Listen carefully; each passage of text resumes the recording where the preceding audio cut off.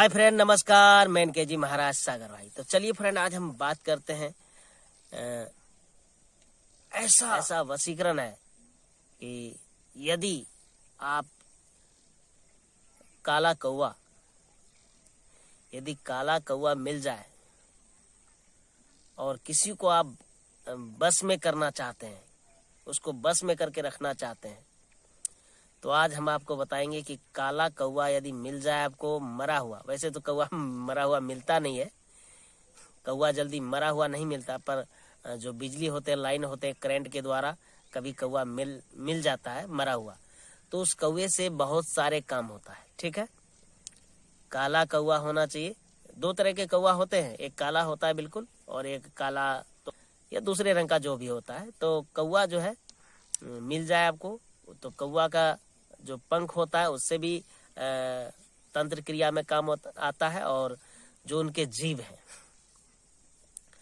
तो अभी हम सबसे पहले आपको बताएंगे वशीकरण के लिए।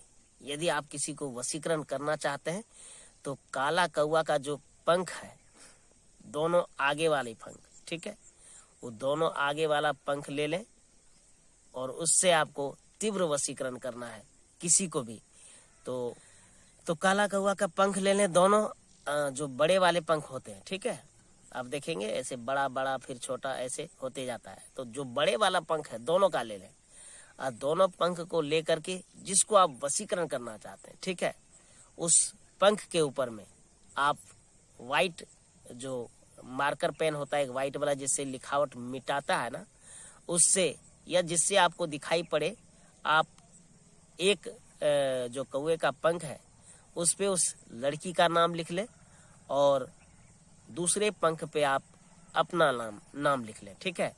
और नाम लिख करके दोनों को ऐसे करके आप चिपका दें, और चिपका करके उसको ऐसा जगह पे ले जाके रख दें ताकि किसी को पता ना चले और दिखाई ना पड़े ज्यादा। ऐसे पहले तो क्या होता था, आदमी अब ना पक्का बना रहा है, पहले क्या होता था, फूस का घर होता था ज्यादा करके, पुआल के जो होता है, पुआल होते हैं ना, नरुआ जिसको बोलते हैं, उनका घर होता था। तो क्या करते थे, दोनों को ऐसे चिपका दिए और ऐसे उल्टा पुल्टा करके, और दोनों को ले जाके जो लड़की का घर होता था नरुआ का, उसके नरुआ में ले जाके छुपा देते थे।